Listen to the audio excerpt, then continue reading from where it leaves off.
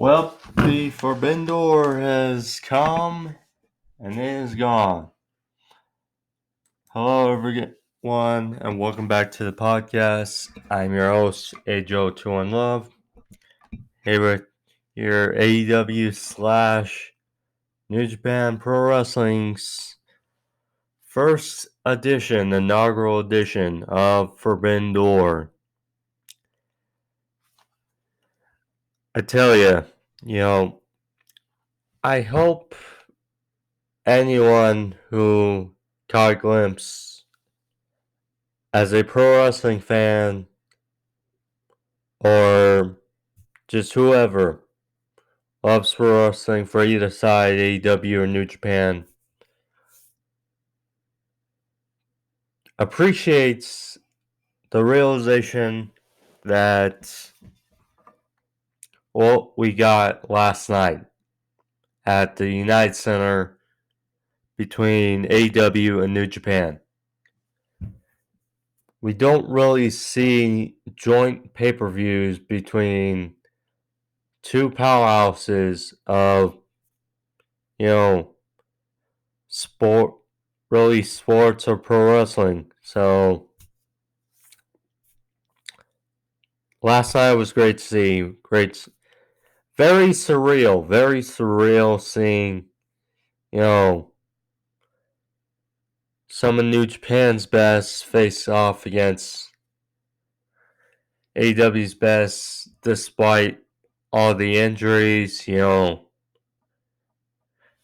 of the matches last night were changed due to some injuries, including the big fatal four-way for the IWGP World Heavyweight Championship between Okada, Jay White, Hangman Page, and Adam Cole. The ending, really, hope Adam Cole is okay, but it was certainly an abrupt ending. Still a great match. Orange Cassidy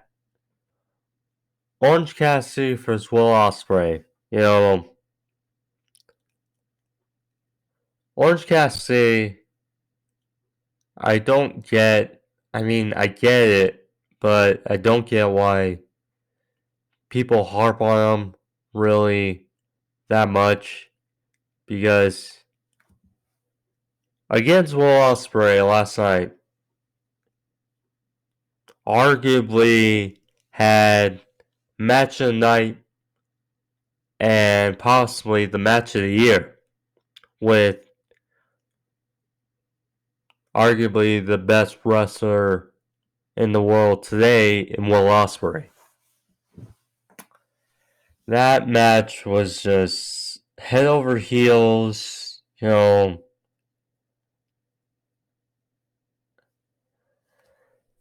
hard to put in words how great that match really was, but both men really delivered, and I really hope the critics for both really got some humble pie as far as last night went. That match and the fatal four-way, which I just mentioned, between White, Okada, Cole, and Hangman, those are my 1A and 1B as far as match of the night went. Both were pretty much all the matches last night were very well. The main event, came nicely.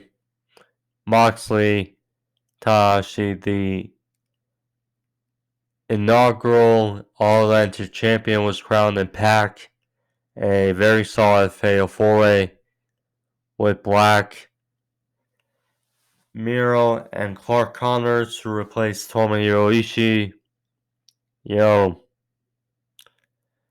Just some very good matches last night between two of the best of both of two powerhouses in pro wrestling today. So great to see.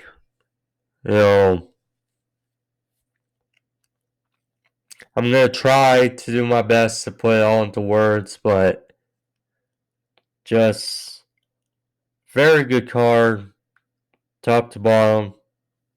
Hard to say. Also,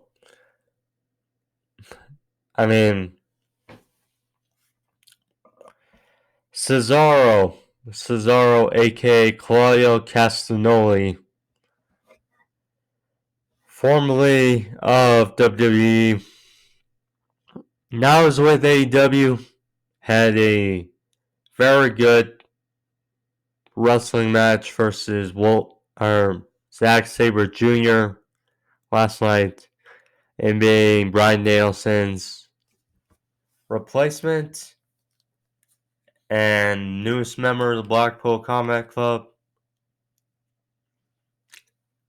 Great addition by all means. Match was very good with I keep wanting to say Ospreay because that match was great as well. But Zack Sabre Jr., he had good reception last night in Chicago, and now he'll be in Blood and Guts on Wednesday, and it's going to be a fun road for him in AEW, that's for sure. But nonetheless, thank you for joining me. I have to dive into it before I get into the review, but if you're new to the podcast, if you want to see more videos, click the description in the corner. I find more the videos I post on the channel.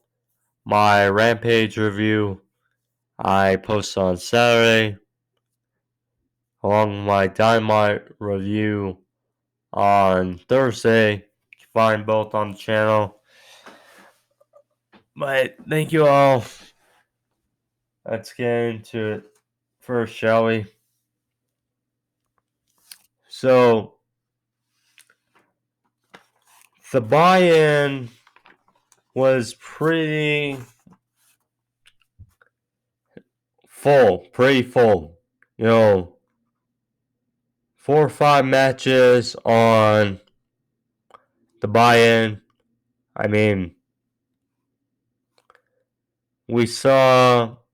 I had trouble seeing the buy-in. I don't know why, but nonetheless, we saw pretty good action on the buy-in.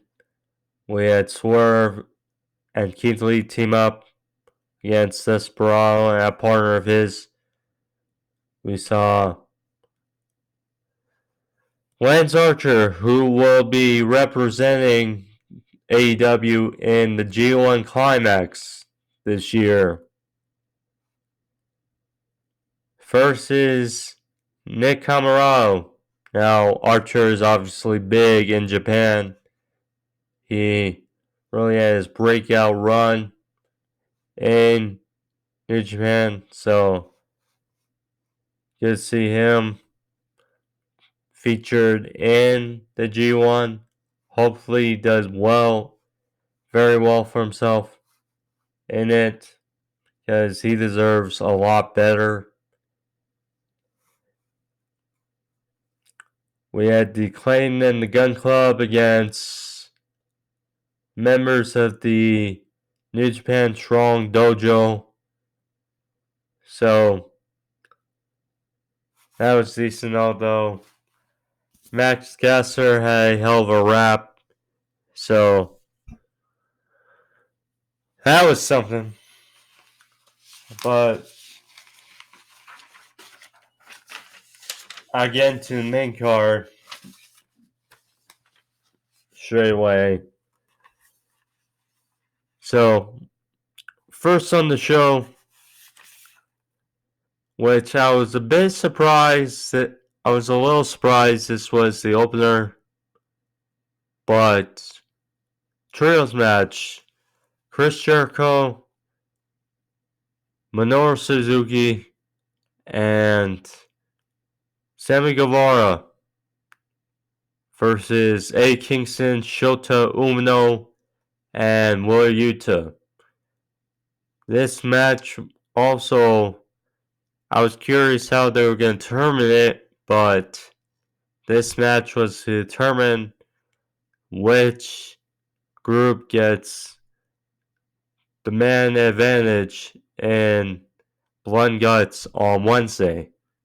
So that was good touch at his match. Will Yuta. Chicago crowd was very hot for the whole event. Great reception all around. So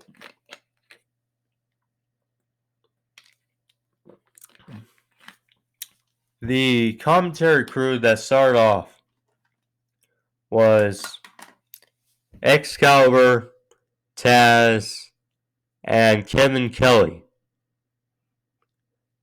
of New Japan Pro Wrestling. So that was an interesting touch.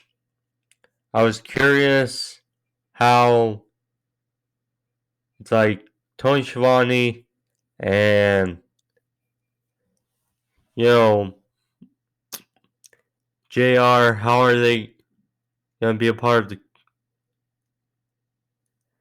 the show? So Tony Schiavone actually did a few backstage interviews for the show, which is a nice little touch, to give a little breathing room, because we know with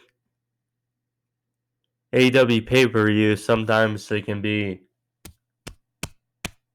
match after match after match after match, no breathing room in between.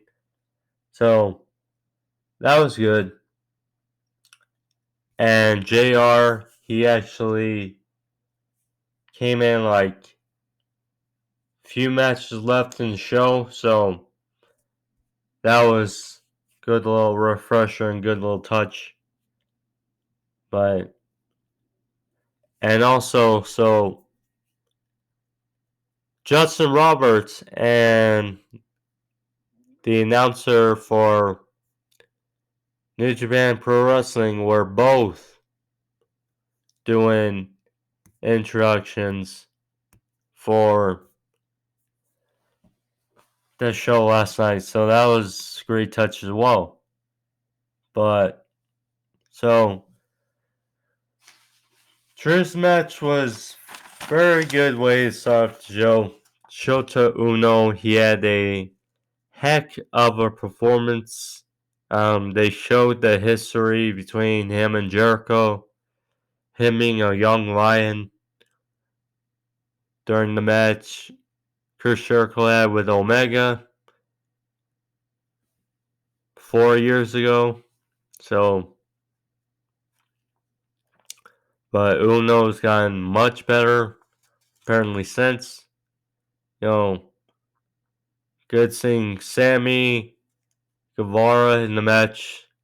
Had also a good showing as well. Had Tope on the outside. Suzuki and Kingston had a nice exchange.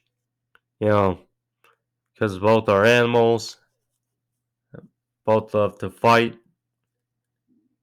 So, nice little exchange there. I can see why Suzuki kind of rubs people the wrong way these days, because his arsenal is looking less and less. So, but nonetheless, he still is doing what he can do. I guess that's the main point, rather. So, there was a good spot in this match where Uno, he had Jericho in the walls of Jericho, and Suzuki and Guevara, they both were in the ring and both took turns hitting Uno to try to break up the hold, but he wouldn't. Eventually, Uno got decked and released the hold. It was basically a 3-on-1 since there, and Jericho hit the Juice Evict 1, 2, 3, and the Jericho Appreciation Society, along with Minoru Suzuki. Shoot. Once I knew my notes went flying. My notes.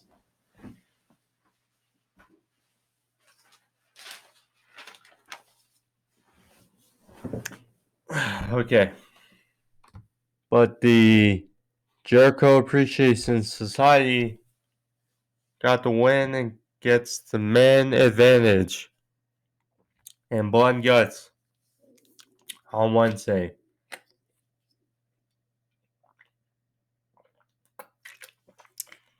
No surprise. I was kind of figuring with Jericho, because a bunch of both sides were in the first Blood and Guts match last year with Jericho, Guevara, Hager, Santana, Ortiz, them being in last year, but so he could have said, oh, 3 guys against 2 guys that were in the match last year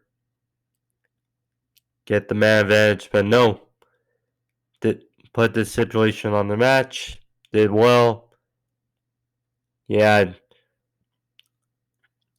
it's gonna be fun because this would be the first Blood and Guts match with a live crowd. Because, in 2020 it was supposed to happen between the Inner Circle and the Elite. Obviously, COVID happened and it worked. Last year they did Blood and Guts, but I think they kind of did. Well, I understand why they did when they did, but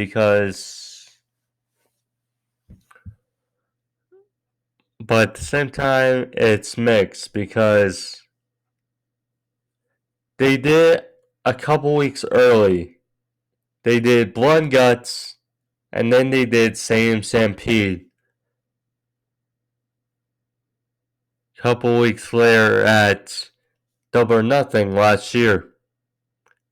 And both were good, but, could have saved it a couple weeks as Blood and Guts. And then, so now this year will be the first of with live fans, so that'll be great to see. But good match and good showing for both Uno and Guevara. Guevara, this looks like it'll be the first wave of him hopefully turning his momentum around, because obviously his situation with Ty Conti has not boded well for the AEW audience, and it's not been good for their reactions. But now, considering he's officially a heel along with Ty, we'll see.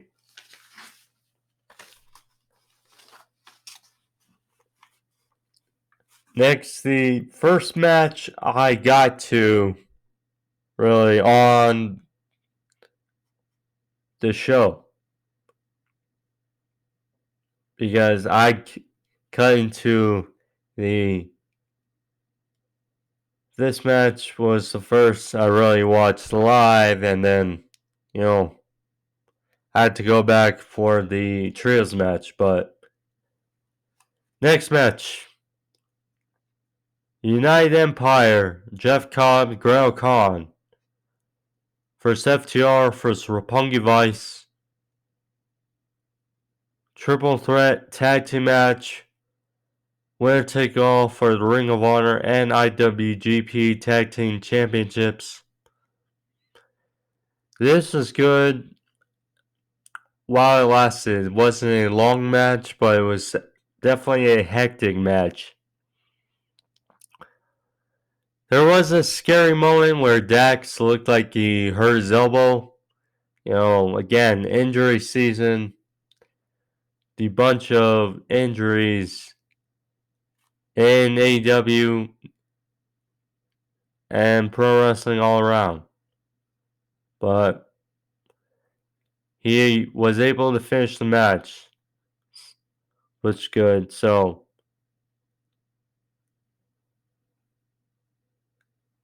FTR, Cash and Romero both hit a spike pile driver for their phone. Rocky then hit a plancha at the outside. Cobb hit some offense. Second up for near fall, hit a standing moonsault. Which, a guy Jeff Cobb's size is impressive enough. Roppongi Vice hit Strong Zero. This was the best chance I saw Roppongi Vice getting the dub, but it was not to be. Cash broke it up. Off Sunday, hit the big rig. 1, 2, 3. And FTR not only retains the Ring of Honor Tag Team titles, but they win the IWGP Tag Team titles from the United Empire, who Jeff Cobb and Grail Khan had just won the titles a couple weeks ago, so a very short-lived reign between Cobb and Grail Khan, but good performance all around. It was kind of a, like I said, hectic triple threat match, but FTR, considering how they were portrayed a couple years ago on WWE, since coming to AEW, they have really been able to show how good they are. Already have won the AEW Tag Team titles. Now they're the AAA Tag Team Champions, the Ring of Honor Tag Team Champions, and now the IWGP Tag Team Champions. It's really interesting because now they're 1-1 with the Young Bucks. And you just think about it now, the Young Bucks are the AEW Tag Team Champions. So they could very much do Young Bucks FTR Part 3, winner take all for all the gold. It just seems like it's there for the taking. But I would love to see it. This match was the most difficult to pick for me on the main card, simply because the titles that were involved and the connections all around. between both companies, so it was the most difficult for me to pick, but I'm glad for FTR getting dub. Because they are arguably the best tag team right now on the planet.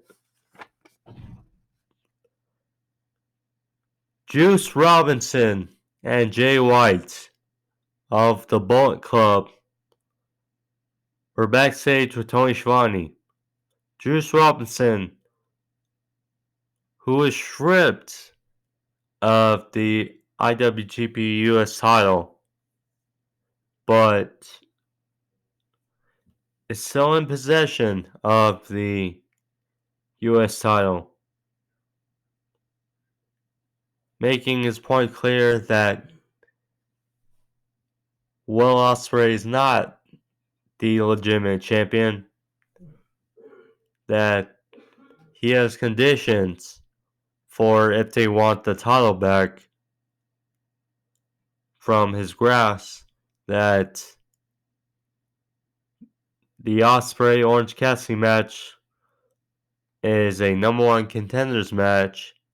He wants more money and he wants an apology from the Grand Prix. Jay White, who was asked about his four-way match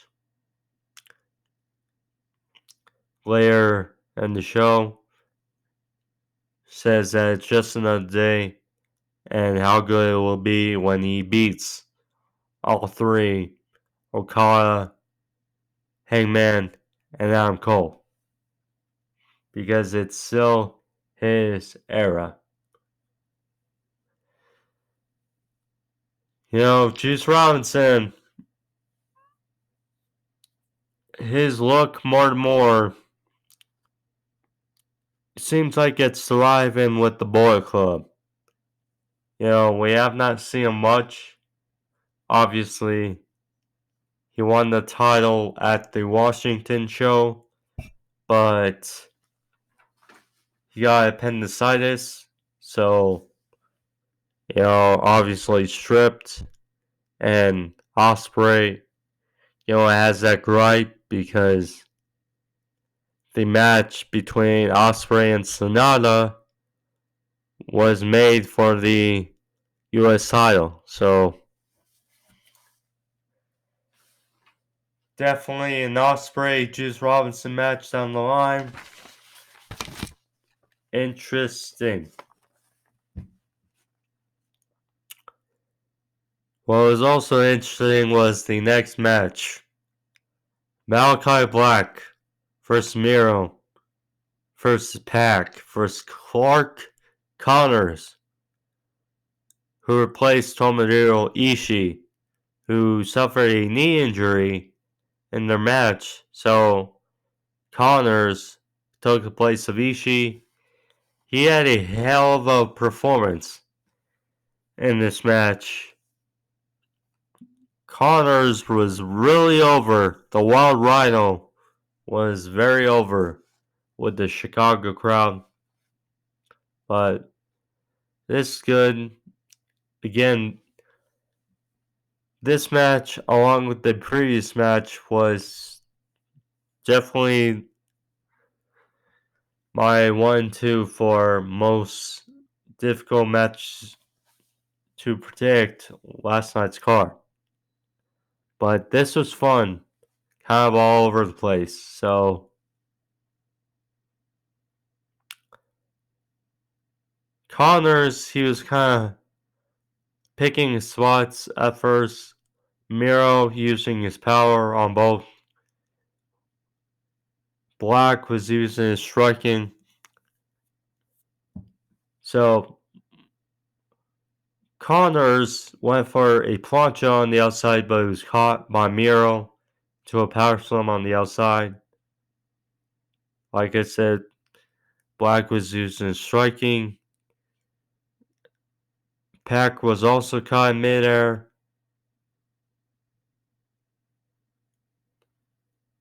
by Miro. And then Miro hit modified sidewalk slam on Connors for a near fall. Pac was getting his momentum, hit a twisting plancha on the outside. Black hit big boot on Miro for a near fall. Black went to the outside and set up a table perched up against the barricade on the outside. So, you knew, biggest man in the match, Miro, the powerhouse, gotta take him out. So, Black tried, but his attempt was thwarted. And then Pac tried to help. But then all of a sudden, like he was shot out of a cannon. Clark Connors spears Miro through this table, taking him out. And that got the main pop of this match. You know, they were into Clark Connors in the ring. Connors hit a spear, followed with a trophy count slam on Pac for a near fall. There was a Tower of Doom spot, obviously, in the corner. And then Miro. I thought this was it. I thought this was going to be it. Because Black and Connors were both on the outside. Just down to Miro and Pac in the ring.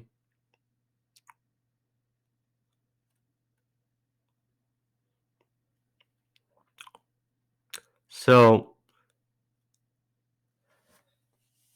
Miro hit his big thrust kick on Pac. Locked in the game over. Pac initially got to ropes, but Miro pulled him back in the center of the ring. Walked it back on. Black in the nick of time. Came in the ring, spewed the mist in Miro's eyes, blinding him. Hit the Sin Eater Black Mass roundhouse kick.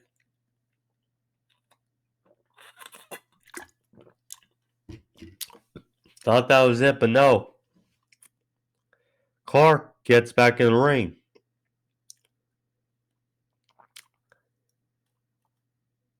Black locks in a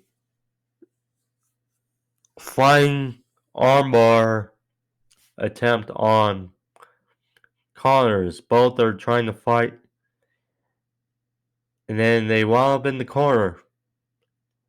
And then just like that, Pac opportunistic. Pac hits a 450 on Black, takes him out. Walks in the brutalizer on Clark Connors. Connors taps out. And Pac is the first ever inaugural All-Atlantic champion. Now, you could have gone either way. You know, I picked Black. I heard some picking Miro. I mean, look, Pac has been there since day one. And funny enough, this is his first title in AEW. And know how he is traveling back and forth between the states and his home country of England. So, I mean, in a way, it makes sense. Plus, I mean, Miro's going to be fine no matter what he does. He's that big with the audience, and he'll be fine. Black You know, one of the reasons I was optimistic about Black winning this, even though I picked him, was the eventual arrival of the trios titles.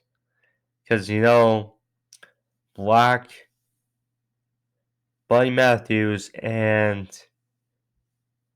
Roy King are going to be in line for a run sooner rather than later when they arrive. So, that was something to keep in mind about, but great for Pac to get Zoo. I just hope, because I can tell some people have in their minds, hope they don't have too many titles on AEW, and hope this isn't a crutch for AEW for certain athletes on the roster. But nonetheless, great for Pac. He deserves it. Again, like I said, both Miro and Black will be fine. Connors, it being his first match, seeing him, he did a hell of a job. So, good by him. Obviously, people were disappointed that we didn't see Ishii and Miro face to face, but so damn doozy. What was also a doozy was the trios tag team match coming up. So, it was originally supposed to be a 8-man tag team match between the Bucks, Hikuleo, and El Phantasmo versus Singh, Darby Allin, Shingo Takagi, and Hiromu Takahashi. But Takahashi could not travel. Apparently he had a fever, so instead it was a trios match. I think it was better because though I hope Takahashi gets better ASAP, but less is more. So glad for this trios match. It was very good. Very good. Between Shingo, Singh, Darby Allin versus Young Bucks and El Phantasmo. So, fine start. So, Sting and Shingo, who got a good reaction, both came out and then kind of felt something was up because Sting usually does his entrance before Darby, but in this case, Darby was doing his entrance first. So, Sting's music plays, but he doesn't come out of the tunnel. So, they look back like something's up. Then all of a sudden, we hear the Bucks music plays, and this was a nice little tidbit as well. The Bullet Club, the original Bullet Club theme, played for this music and for their entrance, and that was great to hear once again. So, the Young Bucks pose on stage. Their pose on stage, the confetti and all explode. Then all of a sudden the lights go out. Then we see a silhouette of Sting in his coat like it's WCW. Sting dives off the stage in the tunnel on all four combatants. Them three and Hikuleo. So, just like that, we got a hectic way to start the match. Sting like a madman. But yeah, this is good. As usual, match between Sting and Darby. Darby was getting beaten down for the majority of the match by the Bucks. Nick hit Tope.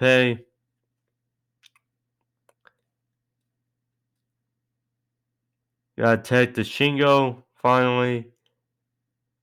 He eats the odds a bit. Then finally Sting got the hot tag. Clean house. So the Bucks, they hit super kick parties on both Shingo and Darby. Both went down. They hit the super kick party flush on Sting. Sting, like almost a resurrection. Like come back to life. He was about to fall down and then no sells it. And Sting, manages to hit a double Scorpion Death Drop on both Bucks. Bucks fire back, hit more bang for your buck. Phantasmo and a frog splash for their fall. Phantasmo did well. Apparently he's going to be in the G1 as well. The Bucks is Serios Suicidas to the outside.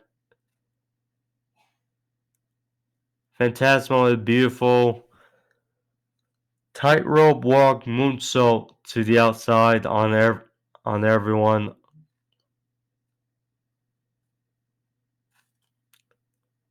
Darby a coffin drop to the outside, taking out Hikuleo. Shingo a lariat on Phantasmo for a near fall. And a Last of the Dragon for the win. So Shingo, Darby, and Singh get the victory here in what was a pretty good trios tag team match.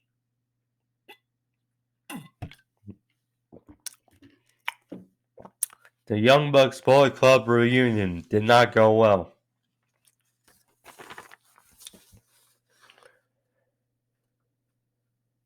So Shota Umino was backstage.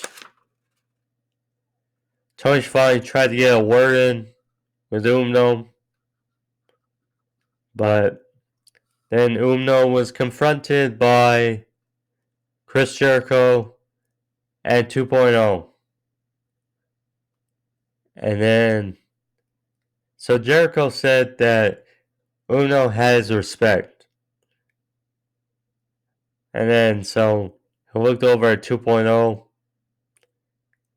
And then all of a sudden, when he looks back, he gets a fireball in his face because Chris Jericho is a wizard. I mean, holy cow.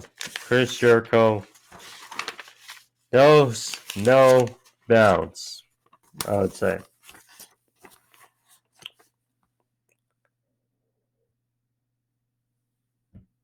So we got, which I believe was the only AEW versus AEW match on the main card. Got Thunder Rosa versus Toni Storm for the AEW Women's Championship. Pretty solid match, which was never a question. Excuse me. It's just the feud and what was given to it and its placement on the card. Could have been more importance, but just different. Could have been better. But Thunder Rosa, one thing you can always count on is she always plays it up with her face paint, her war paint, and her gear. Always is next level when it comes to pay-per-views. So, great stuff there. She had a very good entrance. But this match is good between the two women. So, they were on the outside. Rosa hit a suplex. But on the apron, Toni hit a German suplex. Then a swing DT on the outside. Then back in ring. Toni hit another swing DT for a near fall.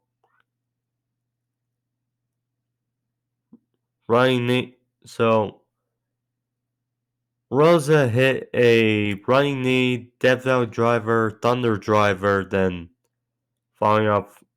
But Toni kicked out the Thunder driver of Rosa. So, Toni's shoulder was a focal point of the match. So, Rosa wrenched down Toni's shoulder, hit the final reckoning. Dustin Rhodes, her mentor's finisher, for the win. And Thunder Rosa retains. And a pretty solid women's match. Good for Thunder Rosa and Toni Storm getting the exposure on this card. But hopefully, the substance of Thunder Rosa's reign can get better. We'll see.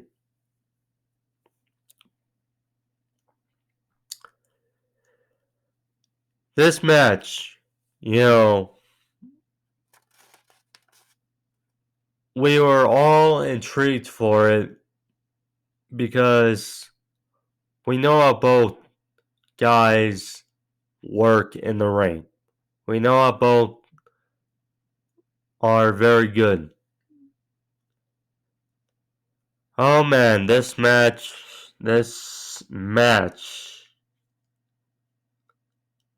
was off the charts. Very good. And, coming into this, because when it was announced, there was already criticism. Ospreay is one of the best arguably the best wrestler in the world. And they gave him Orange Cassidy. And already the criticisms broke out because Orange Cassidy. And I mean, this match really proved doubters wrong. I would believe this match was amazing. Was a real joy to see with Ospreay. So, members of the Bullet Club, Phantasmo, Juice Robinson, and Hikuleo, they were up in Skybox.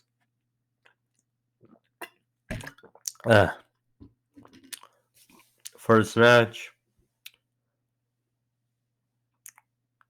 But this match was very good. So, Ospreay came out with Aussie Open.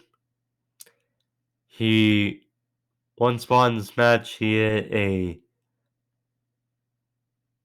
drop kick into Orange, sending him in the barricade with an assist from Aussie Open from around the ring. Ospreay, great back and forth with Orange. Ospreay a diving forearm to the back of Orange's head for a near fall. Orange fired back with a counter of a cutter. Slumdog going there. Hit Mitchell good driver for a 2. Orange hit tilt-a-whirl DT and Suicide on the outside. He was wary of Aussie Open, so he hit a dive on the outside. Back in ring, Orange hit diving DT for a 2.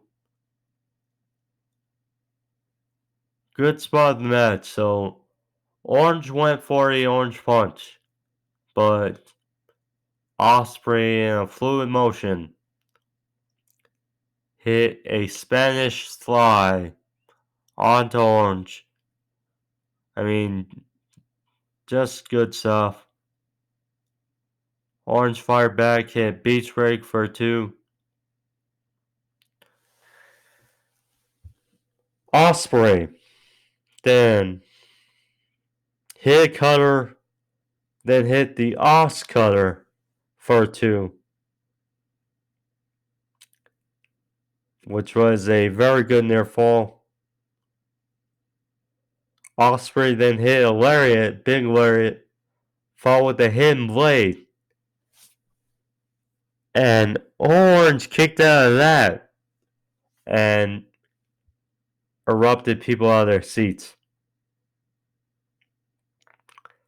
And then all of a sudden, Will puts it to bed, hits the Stormbreaker on Orange for the win.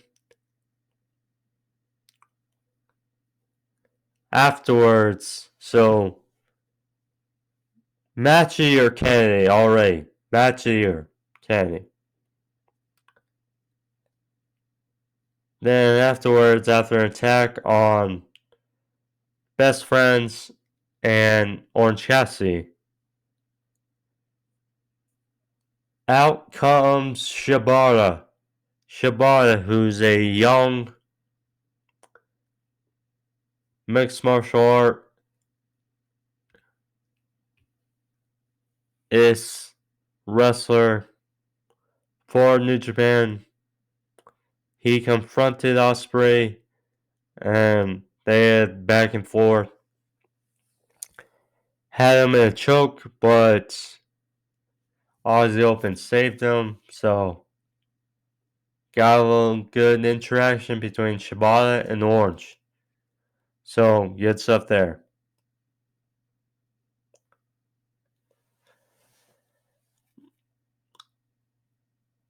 Claudio Castagnoli made his AEW debut versus Zack Sabre Jr. This was as good as a wrestling match you could predict. Unfortunately, without Brian, but Claudio had a good touch this match. Claudio got a great reaction. So, right off the bat, Claudio hit a running European uppercut and then hit a polar bomb, or the former neutralizer, for a near fall right off the bat. I was like, dang, are they really going to do this quick? But Sabre Jr. got his wits about him. They were fighting on the outside. Sabre got sent to barricade a couple times, but Claudio went shoulder first into the barricade, and that was the vocal point of Sabre Jr. throughout the match. the arm of Claudio.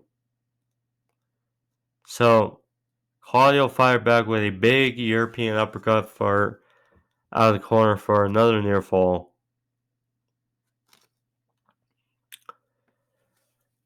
Zack fired back with a lot of submission holds, countering. At one point during this match,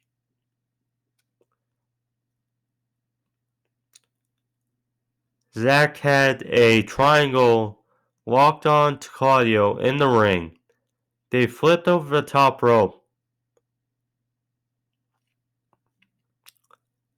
and still held on to choke on the outside. And then Claudio had Sabre Jr. hoisted on his shoulders, one arm.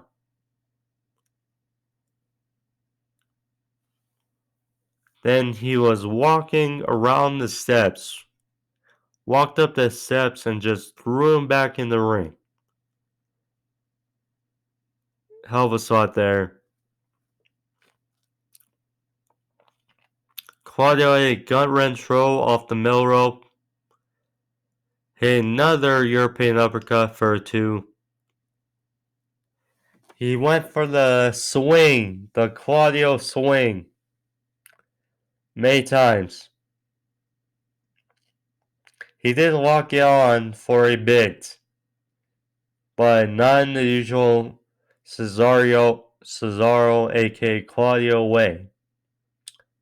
So he went for a sharpshooter.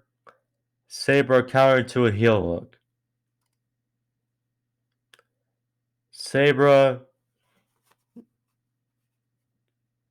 hit. He actually used Bryan Danielson's kicks against Claudio.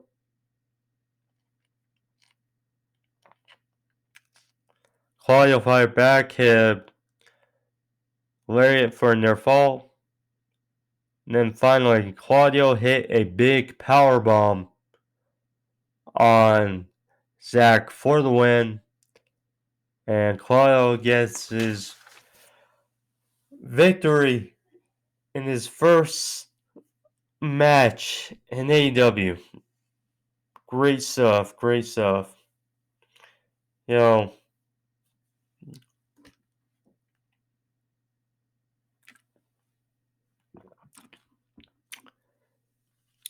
Cesaro is heavily underutilized in WWE. We can agree. And now he's so in great shape, one of the best shapes of his life. Now he's with AEW and the Blackpool Combat Club. Brian said we're going to be astounded with how he's going to be in AEW. This is the first, and I'm in for things to come. I think we can agree.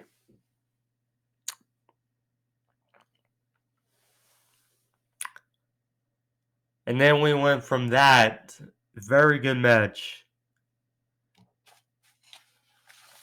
to the fatal 4-way for the IWGP World Heavyweight title. Adam Cole versus Kazuchika Okada making his AEW in-ring debut. First Hangman Page versus Jay White. This match had a lot of expectations, and aside from the ending, which I can understand why, because Adam Cole, for the last couple weeks, the word has been around that he's injured. And he was working this match, you can tell, injured. But still, hell of a run, but you can also tell that this is not a prototypical Okada match, because this was Okada's first 4-way, apparently. Still lived up really to the hype for me. So, started out as a 2-on-2. Okada and Page versus both White and Cole. The roof really came unglued for this match. So, suicide by Page on Cole. Okada was actually dumped on the apron by White. White and Cole hit a double suplex on Page on the aisleway or on the ramp. Sucked for all three guys.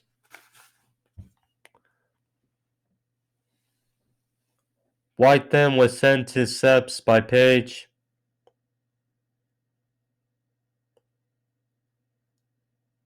Hangman hit a plancha to the outside. Hit a clothesline for 2.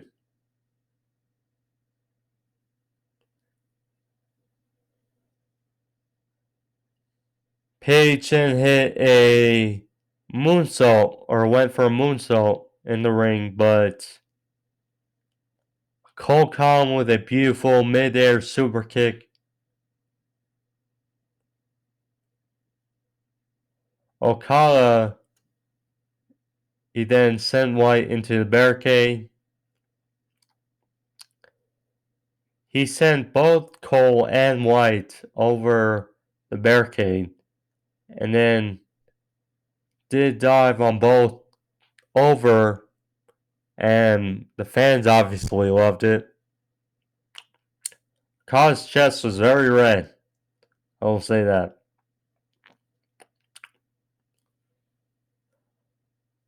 So, you knew they were going to have to turn on each other in this match. So, every man for himself. They did the Bullet Club pose, and then right away, Cole hits a backbreaker, backstabber. Hiroshi, how fitting on White for a near fall. White fired back with a Uranagi of his own. Cell powerbomb by Hangman for a 2 on White.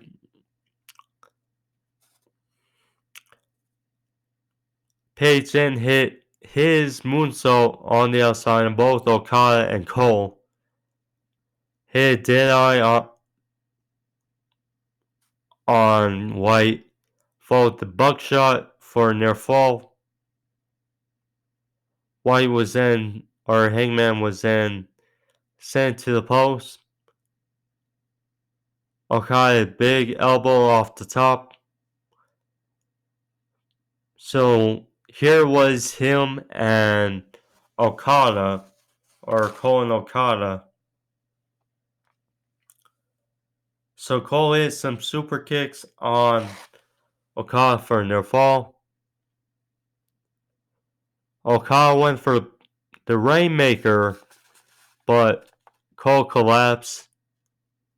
This is where the finish kind of caught a weird turn. So White hit the Blade Runner,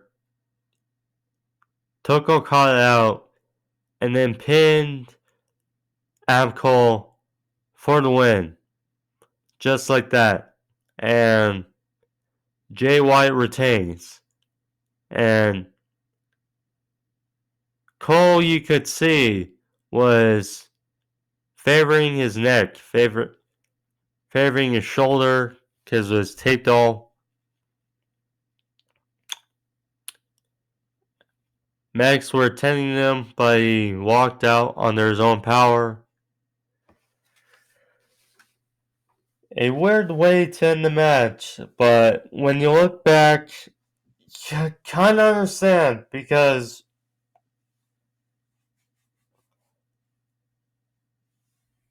perhaps, we're just speculating, but perhaps because of the shoulder injury, Perhaps it was supposed to be Jay White.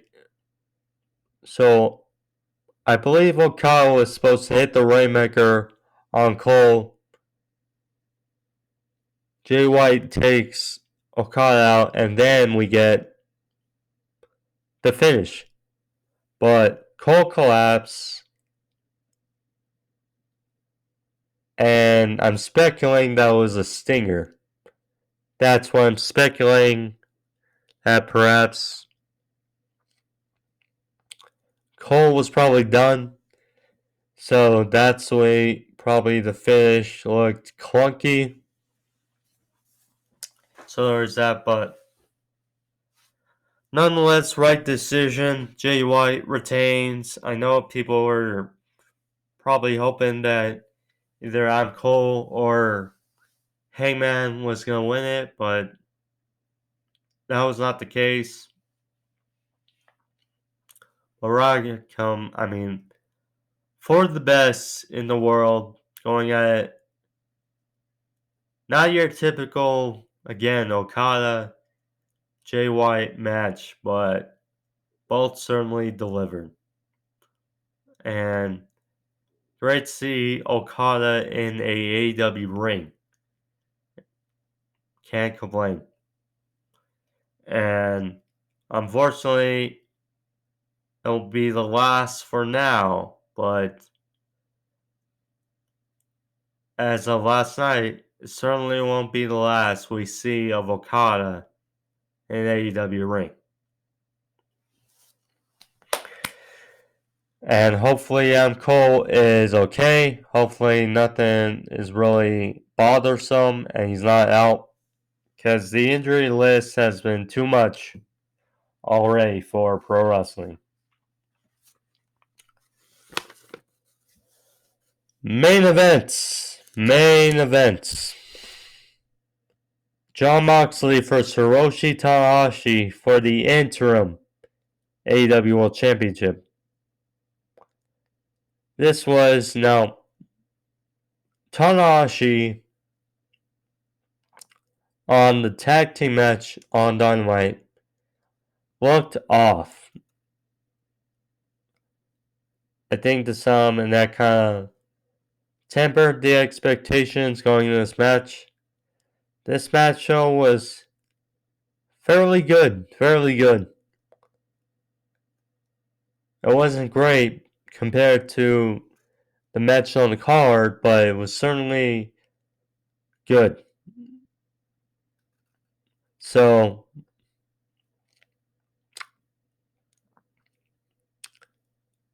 Moxley a pile driver for a near fall. Tanahashi is senton for 2. Tanahashi was sent to the outside after he skinned the cat. Mox helped the timekeeper's table. Hit your Nagi to Tanahashi through the table. Mox was busted open. Not sure why off the sling blade, but was probably bad way. So Tanahashi a big crossbody off the top rope to the outside. Mox back in the ring, hit a paradigm shift for a near fall. High crossbody by Tanahashi. He had a frog splash for a good near fall. Mox went for the paradigm shift again, but Tanahashi countered with a jackknife for a 2. Mox sent a big lariat for a 1 count. A 1.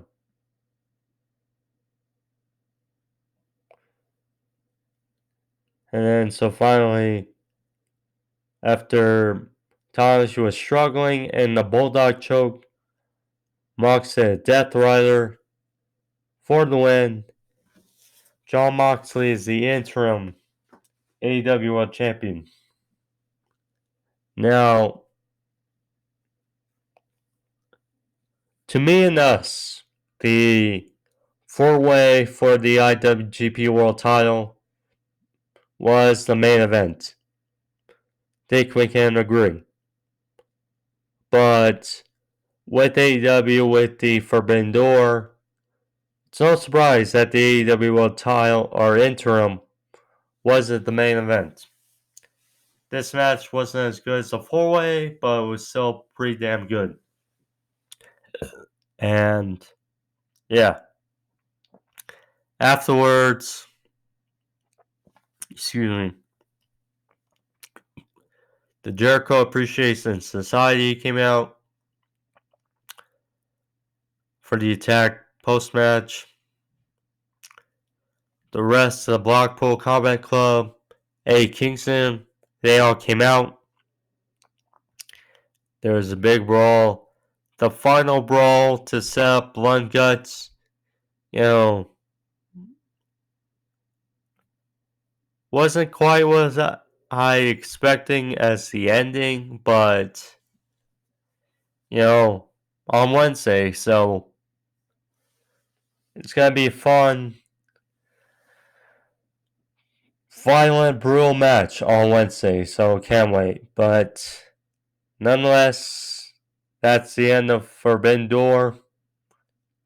Great pay-per-view, a history-making pay-per-view, not only for AEW, but for New Japan as well. I mean, really something, really something. And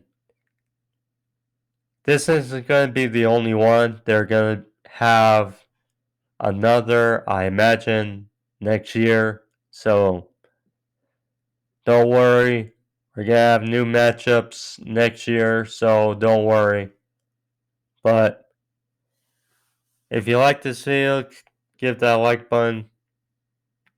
Leave a thumbs up. But